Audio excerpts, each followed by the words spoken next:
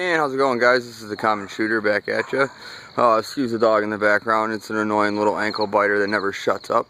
Figured I'd do a little video to go along with my hunting video and videos that are going to be coming out, and show you two things. One, my homemade scent blocker that I use, or cover scent, not necessarily a scent blocker, but a cover scent, and just go ahead and show you some of the evening before preparations that I take to a hunt. So we'll go ahead and show you a few things here. Well, first thing I'm going to show you, first off, this is my stepson Zachary. Say hi, Zachary. Hi. He's 7.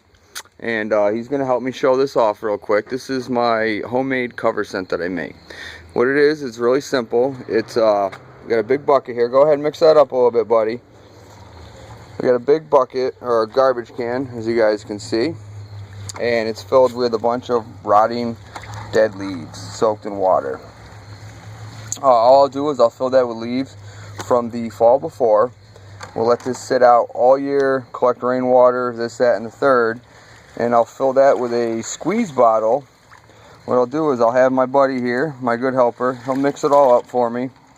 And I'll fill that with a squirt bottle, about 3/4 of the way full. That's good, bud. Thank you. About 3/4 of the way full, and then fill the other quarter of the bottle with just regular water.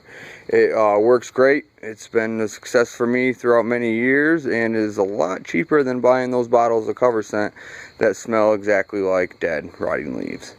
So there you have it. That's how I do this. Say bye, buddy. Bye. See you next time. So here's little Z-Man again. Hi, Z-Man. And he's going to help me show off what I do the evening before. First thing that I do is I gather all my clothing together and my supplies, and I set them all up outside, and I spray them all off with the cover scent that I made.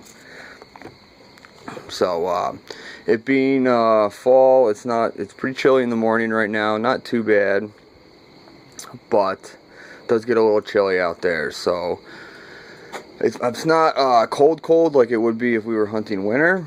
So I'm not as heavily layered as I normally would be, but I am prepped to stay warm for the first few hours that I'll be out there. So the first thing we have is a regular pair of military issue long johns.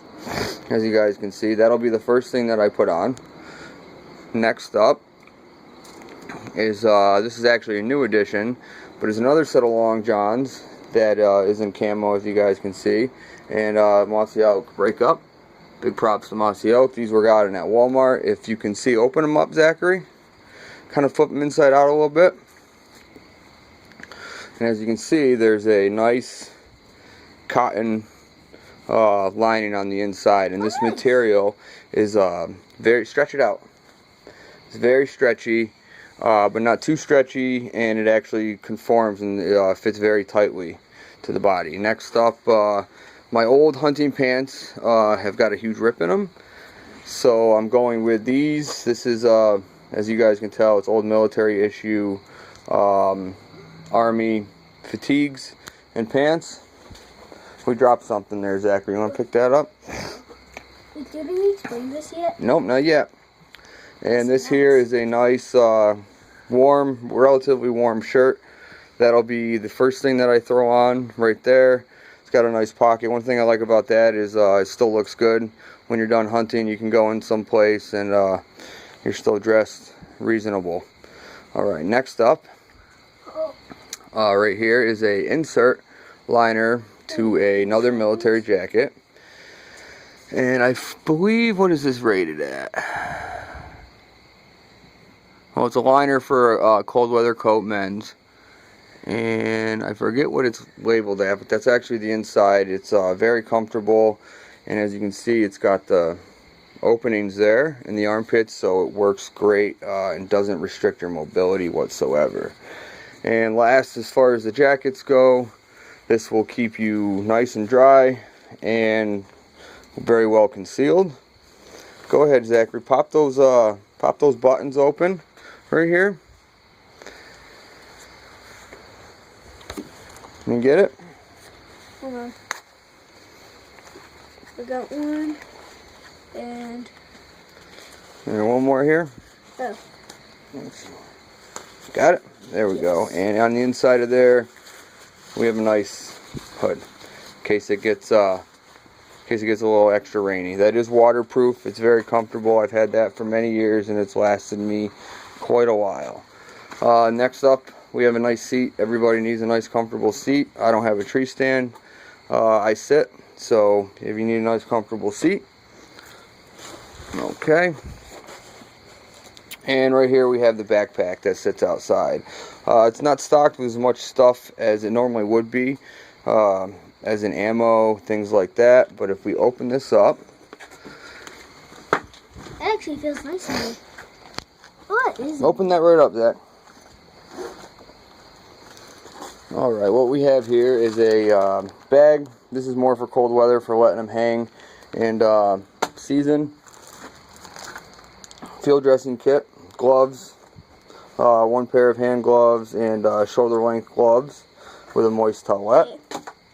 And what we have here, hold on, Zach, is here. Take the little sheath off. This is my gutting knife. Oh, nice. And skinning knife. I didn't know you had You can see there. Yep.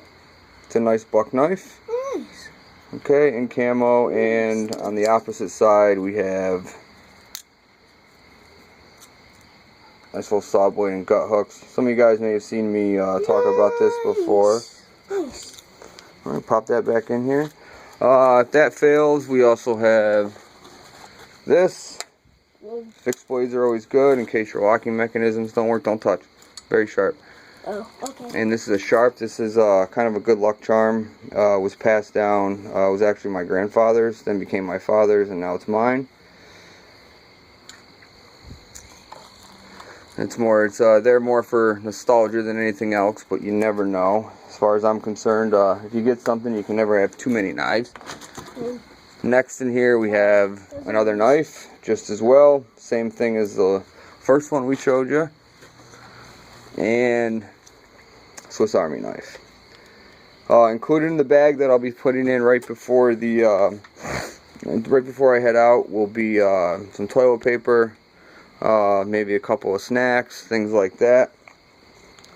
And last but not least is a little face mask. Here you go, Zachary. You want to hold that? Try to get me in picture, okay? Don't try not to touch the screen. I won't.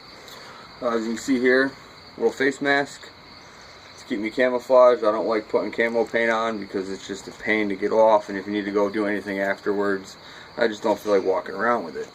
So as you can see, straps up here, there's a strap here, and this goes around this way, kind of pulls it tight. There's a little indent here. I don't know if you guys can see that well, but that will actually fit right on the bridge of my nose, and you pull that back. This will fit right here. And what I love about this is it gives me a nice face mask protection during the spring or during the fall. I use it in spring for turkey as well, and it doesn't restrict my vision. I can't see this all. I know this is all bundled up, but I can't see that at all. I have full range of vision, and I don't have to worry about cleaning my face afterwards. So like I said, I leave all this stuff out, take it all out, put it outside overnight, and let it sit, let it get nice fresh air, get rid of the scent of human house on it. And like I said, I'll spray it all. My spray bottle actually broke a little while ago, but I'll spray it all a few times throughout the day, let that sit in there. Well, I thank you guys for all watching. This has been The Common Shooter. I hope these helpful tips and tricks, may be helpful towards you.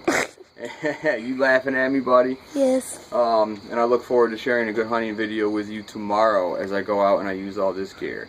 Thank you very much. Like, favorite, and subscribe, and come back for more. Fish on. Thanks, buddy. Good job. Bye. Say bye. Bye. Alright guys, one thing I did fail to mention, which is essential when you're going out into the woods in the morning, is a good flashlight.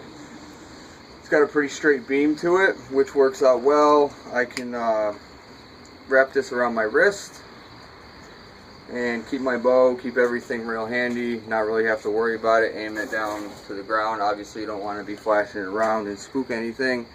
It's actually got a nice little solar panel on it, which works well. It charges through the sunlight or any ambient light for that matter. 2 settings for that and regular battery power.